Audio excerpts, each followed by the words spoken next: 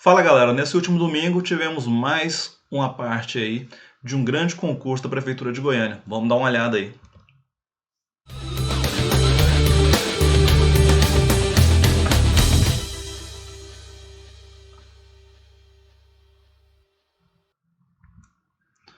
Então vamos lá galera.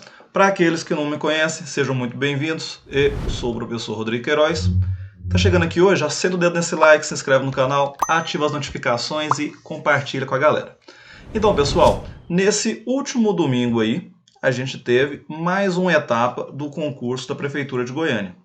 Então, a gente teve aí, a provinha foi no dia 12/6 de 2022, e a gente trazendo aqui a correção um dia depois para vocês. O vídeo está saindo aqui, ó, dia 13/6 de 2022.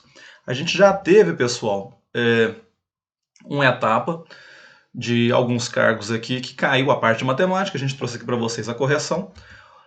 Ontem, né, no dia 12/6, teve também uma outra etapa aí de vários cargos, e os cargos que caíram, que tinha parte de matemática, eram esses aqui. Tinha para assistente administrativo educacional, auxiliar de atividades educacionais e educador social. Então, para todos esses três cargos aqui, tivemos ali a prova, que caiu a parte de matemática. Lembrando ali que a nossa banca ali foi o Centro de Seleção da UFG, beleza? Então, tanto a ordem da numeração das questões que a gente vai trazer aqui para vocês, como a ordem dos gabaritos, eles não costumam embaralhar. Então é a mesma para cada um dos cargos, tanto a numeração das questões, como a parte dos itens é exatamente o mesmo do gabarito. Vamos trazer aqui o gabarito para vocês, extraoficial da parte de matemática. Vamos lá. Então, se liga aqui, pessoal. Vamos colocar aqui para o ladinho.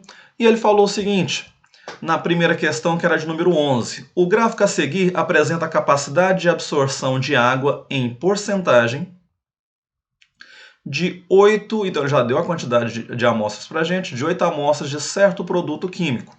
O que eu sempre trago aqui, né, pessoal? Quem já acompanha o canal já está ligado nisso. Se eu tenho a questão separada em partes e um gráfico, uma tabela, qualquer coisa no meio, ignora, leia tudo primeiro, para depois voltar e analisar. E ele já vem com o comando da questão para a gente. Ele falou, a mediana dos dados apresentados é aproximadamente de... Então eu quero a mediana. Lembra sempre, galera, para fazer a mediana, antes de tudo eu tenho que pegar os meus dados e colocar em ordem, crescente ou decrescente. Na maior parte o pessoal prefere colocar na ordem crescente, então a gente vai fazer isso. Eu vou pegar ali do menor para o maior o valor dos dados desse gráfico. Então tem ali 8,20, eu já vou riscar ele aqui. Então tem essa informação que é 8,20. Vou colocar um ponto e vírgula para separar eles, para não confundir com a vírgula do número decimal, tá? O próximo que eu tenho ali, 8,58. Vamos colocar eles aqui em ordem crescente. O próximo, 8,67. É interessante fazendo essas anotações de riscar o que você já anotou, que aí você não se perde na hora de colocar seus dados em ordem, tá? Depois disso, a gente tem 8,89. Beleza. Em seguida, nós temos 9,28. Só nós anotando os dados aqui, colocando em ordem crescente. Depois disso, eu tenho 9,45. Penúltimo dado para a gente anotar aqui, 9,85. E por fim, vou colocar aqui um pouco abaixo, não coube, 10,03. É importante colocar eles em ordem pelo seguinte, para fazer a mediana, eu tenho que pegar, já que a quantidade de termos ali são pares, né? Ele falou que tem 8 valores na nossa amostra, então eu vou pegar o quê? Os dois termos centrais. Para isso, a gente pode contar, já que é uma quantidade pequena, ou eu posso fazer o seguinte, eu pego a quantidade de termos que são 8 e divido por 2. Claro que essa divisão, 8 dividido por 2 é 4. Isso quer dizer o quê? Que eu vou pegar o elemento 4 e 5. Então eu vou contabilizar lá 1, 2, 3, 4 e o quinto elemento. Eu sempre vou pegar o elemento que é a metade mais o próximo. Vou pegar eles e fazer uma média aritmética. Então eu vou somar e dividir por 2. Então, vou pegar ali 8,89, vou somar com 9,28. Essa soma a gente divide por 2. Aquela soma ali, a gente vai ter 18,17. 18,17 dividido por 2, nós vamos ter ali 9,08. 9,08, para começar bem, olha lá, nosso gabarito vai ser letra A de aprovação, A de aprovado. Tenho certeza que você que fez esse concurso, ou você que costuma estudar aqui com a gente, quando for fazer esse processo seletivo, seja ele qual for, vai sair super bem. Vamos para a próxima questão, questão número 12, falava o seguinte: em uma padaria, as tortas têm sempre o mesmo tamanho retangular. Então, o tamanho é sempre o mesmo das 3 tortas ali.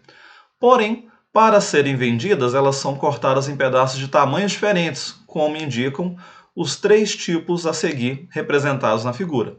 Então, nota aqui, meu primeiro tabuleiro aqui, eu dividi ela em quantas partes? Só a gente contar ali. Eu dividi, ó, 1, 2, 3, 4, 5, 6. Se eu tenho 3 aqui do lado, 6 vezes 3, 18. Então, aqui eu tenho 18 fatias.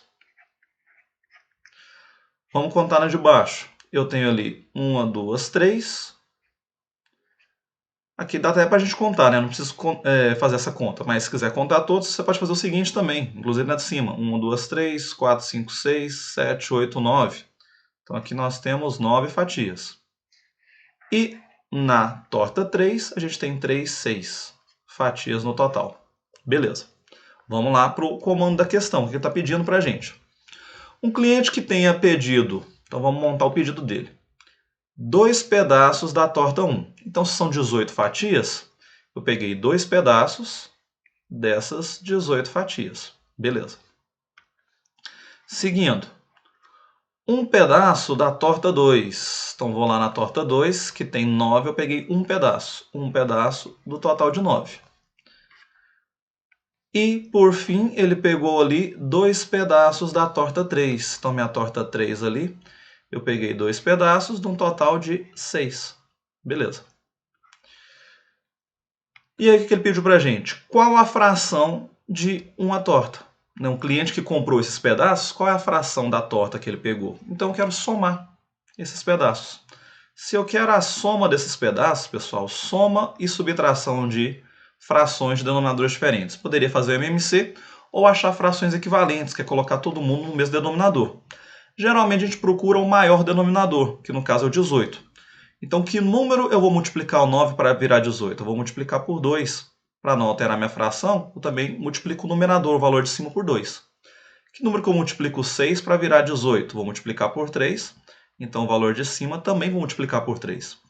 Então, a minha primeira fração vai ficar igual, 2 sobre 18. A segunda fração, 1 vezes 2. 9 vezes 2, que é 18. E a terceira fração, nós vamos ter ali 2 vezes 3, que é 6. 6 vezes 3, 18. Por quê? Quando eu estou ali com denominadores iguais, basta eu somar os valores de cima. Então, 2 mais 2, 4. 4 mais 6, 10 sobre 18. Só que aí a gente olha lá nos nossos itens, eu não tenho 10 sobre 18. Mas outra questão, né? Quem está aqui com a gente no canal direto sabe que, na maioria das vezes, vai acontecer isso daí. Fiz um cálculo com frações, se for uma questão objetiva, uma questão de marcar, não vai ter esse gabarito. Por quê? Eu sempre vou trabalhar com a forma simplificada da minha fração. Então aqui eu posso dividir tanto o valor de cima como o de baixo por 2. 10 dividido por 2 é 5, 9 dividido por 2, quer dizer, 18 dividido por 2 é 9. Já falei a resposta, né? 5 nonos. E aí, 5 nonos, a gente tem um gabarito para marcar ali. Letra C. C de certo. C de certeza que você vai arrebentar aí na sua prova. Beleza? Então, 2 questõezinhas aí, tranquilo para quem está acostumado aqui a seguir o nosso canal. Próxima questão, número 13, falava o seguinte. Em uma loja, o preço de um aparelho de TV é de R$ 1.350 para pagamento à vista. Beleza. Entretanto, um comprador preferiu fazer o pagamento a prazo, em 6 prestações iguais de R$ 245,50. Prestações iguais. Ok? O vendedor o advertiu de que, dessa forma, o preço total da TV teria um acréscimo, ou seja, quantos que vai aumentar e os resultados estão em porcentagem. Se trabalhou com porcentagem, pessoal, a gente pode fazer ali. Primeiro, descobre qual é o total que ele está pagando com essas parcelas. Então, vou pegar aqui nosso canetão. 247,50, que é o preço de uma parcela, e multiplicar por 6. Multiplicando aí, ele vai estar pagando um total de R$ 1.485, sendo que à vista ela era 1.350, como a gente colocou ali acima. Beleza. Já que ele quer o resultado em porcentagem de quanto é o acréscimo, a gente pode fazer isso aqui de várias formas. Uma forma mais direta de sair é a seguinte. O preço à vista era 1.350, então isso era o meu total, ou seja, isso era 100%. O novo preço, que é 1.485, qual é a porcentagem dele? É claro que essa porcentagem vai passar de 100%, vai ser um valor maior. O que passar de 100% é o nosso acréscimo. Então, a gente pode fazer aí esse cálculo, beleza? Então, vamos multiplicar cruzado ali aqueles valores. 1.350 vezes x, 1.350x. 1.475 vezes 100, nem precisa perder seu tempo fazendo a conta, é só acrescentar os zeros no final. Então, 148.500 dividido por 1.350. Na hora da sua provinha, para ganhar tempo, posso eliminar um zero em cima, um zero embaixo. Já adianta um pouquinho nosso lado, né? Fazendo essa divisão, a gente vai ver que isso aqui vai dar 110%. Tá, se era 100% e foi para 110%, a diferença ali é de 10%. 10%, nosso gabarito, item B. B de bola, B de bosque, B de beleza. Arrementamos aí mais uma questãozinha. As 3 primeiras questões aí, super tranquila para quem acompanha aqui nosso canal e estuda com a gente, né? Questão 14. Teoricamente, das questões dessa prova em específico, foi a que o pessoal achou um pouco mais difícil. Vamos lá, que envolvia um pouco mais de teoria matemática, mas não para você que já acompanha aqui o canal com a gente, né? Olha lá o que ele falou. A meia-vida de um isótopo radioativo refere-se ao tempo necessário para que a massa do isótopo se reduza à metade. Dessa forma, pode-se expressar a massa m em gramas do isótopo em função do tempo, que ele quer representar por t, em horas, por meio da seguinte expressão. E aí trouxe essa expressão aqui que já bate aquele medo, né? Considere um isótopo radioativo com massa inicial, m0, igual a 450 gramas. Então, a massa inicial desse isótopo, 450 gramas. Nessas condições, o tempo necessário em horas para que a massa se reduza a 20% da massa inicial é aproximadamente. E aí trouxe aqui alguns valores que dão uma dica para a gente resolver, né? Porque ele falou, o log de 2 vale 0,3, log de 5, 0,69. Então, provavelmente, eu vou ter que aplicar logaritmo nesse cálculo, ok? Primeiro de tudo, pessoal, vamos achar quanto é 20% daquela massa. Então, de novo, uma regrinha de 3. Poderia fazer o seguinte, 450 gramas é a massa inicial, então isso é 100%. 20% disso, quanto vai ser? Novamente, para ganhar um pouquinho de tempo, tiro um zero de cada ali. Já facilita a nossa vida. Então, 10x é igual a 450 vezes 2, 900. 900 dividido por 10, pode tirar o zerinho ali. Nosso x é 90 gramas. Ou seja, a massa que eu quero que ele chegue é a 90 gramas. Ele vai iniciar com 450 e eu quero que ele reduza até a uma massa que é 20% da original, ou seja, eu quero que ele chegue a 90 gramas, beleza? Ok, até aí. Eu vou copiar na outra tela essa fórmula que ele deu para a gente. O MT, M0 sobre 2T. Vou anotar aqui. A massa em relação ao tempo é a massa inicial dividido por 2 elevado a T. A massa que ele quer final, a gente acabou de achar. A gente descobriu ali que é 90 gramas. A inicial é 450. Então, vamos substituir esses valores. Minha massa final aqui em relação ao tempo tem que ser 90. A massa inicial, 450, dividido por 2 elevado a t. Beleza. Agora, vamos desenvolver isso daqui. O que eu posso fazer? Primeiro de tudo, já que é uma igualdade para facilitar a nossa vida, divide ambos os lados por 10. Se eu dividir os dois lados da minha conta por 10, eu não estou alterando. Dividindo por 10, eu posso tirar esse 0, que 90 dividido por 10 é 9. 450 dividido por 10 é 45. Olha o tanto que já facilita. Agora eu vou pegar esses números e escrever o seguinte. Esse 2t que está dividindo, eu vou passar ele multiplicando. Então eu vou ter ali 9 vezes 2 elevado a t, que é igual a 45. Beleza.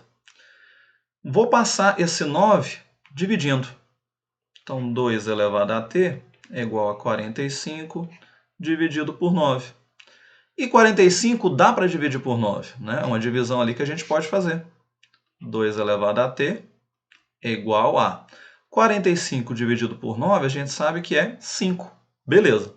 Só que, e agora, para eu tirar essa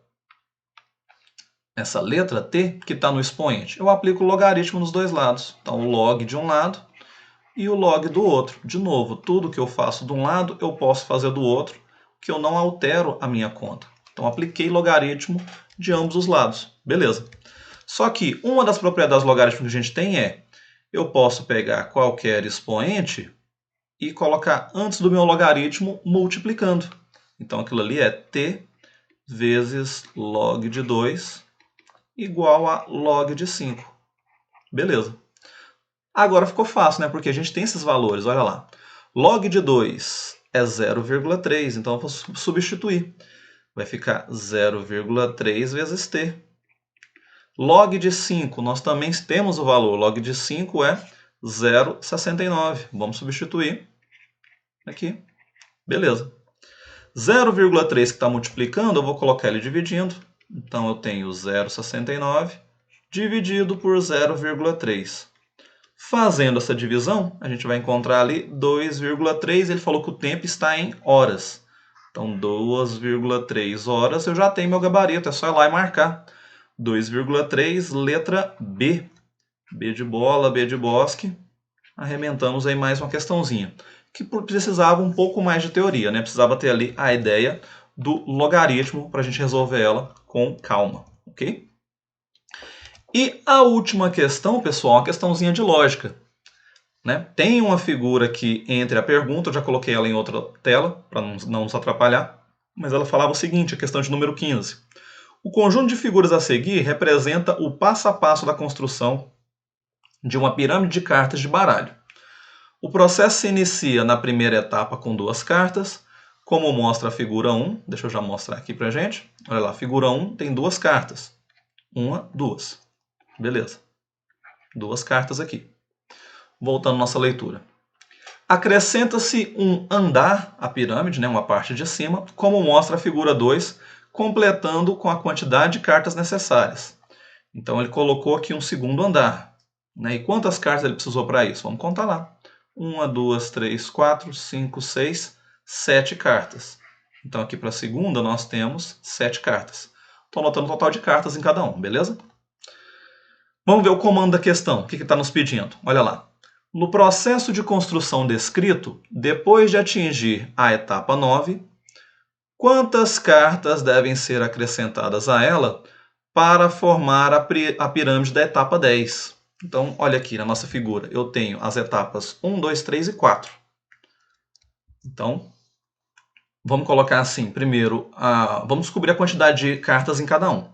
Contabilizando, pessoal, agora a gente olhou ali, na próxima aqui eu vou ter 15 e na figura 4 eu tenho 26. Se eu olhar a quantidade de cartas, eu não vou conseguir achar um parâmetro aí para eles. Por quê? A primeira etapa teve 2, a outra teve 7, em seguida 15 e depois 26. Então eu tenho aqui vamos enumerar eles ali, né? A primeira, segunda, terceira, quarta, vamos continuar aqui.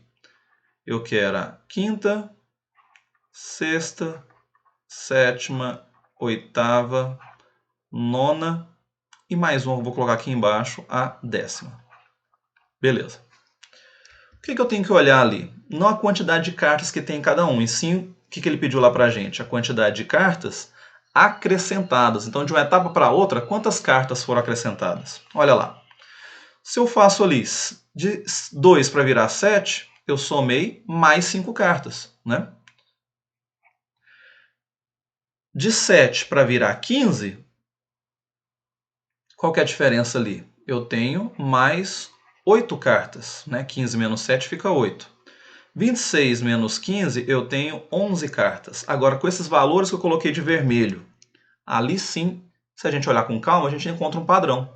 5, 8 e 11, está aumentando de quantos em quantos? Sempre está aumentando, galera, de uma etapa para outra, ele está aumentando mais 3 cartas. Olha lá. Então, esse é o padrão a ser seguido. Eu somo mais 3 cartas para os próximos. Então, eu nem preciso saber quantas cartas eu vou ter em cada etapa. É só eu somar. Então, para a próxima etapa, para a quinta etapa, 11 mais 3 são 14 cartas acrescentadas. 14 mais 3, a gente vai para 17. 17 mais 3, eu vou para 20 cartas. 20 mais 3, 23. 23 mais 3, 26. E da nona para a décima, quantas cartas? 26 mais 3, que é a resposta que a gente quer, 29 cartas. Então, da nona etapa para a décima, eu vou ter que acrescentar 29 cartas. Então, é uma questãozinha ali de achar a lógica. E aqui a gente marca nosso gabarito, 29, para fechar com chave de ouro, letra C de certo. Beleza? Então aqui a gente fechou as 5 questõezinhas ali que tiveram nessa etapa do concurso da Prefeitura de Goiânia. Lembrando que essa prova que a gente corrigiu foi para a galera desses seguintes cargos aqui: auxiliar administrativo educacional, auxiliar de atividades educacionais e educador social. E aí, você que fez o concurso, acertou essas aí? Lembrando, pessoal, a gente não corrigiu a parte do concurso da Prefeitura de Goiânia que teve para específicos professores de matemática. Quer que a gente traz a correção? Coloque aqui nos comentários, beleza? Vejo vocês no próximo vídeo. Até lá!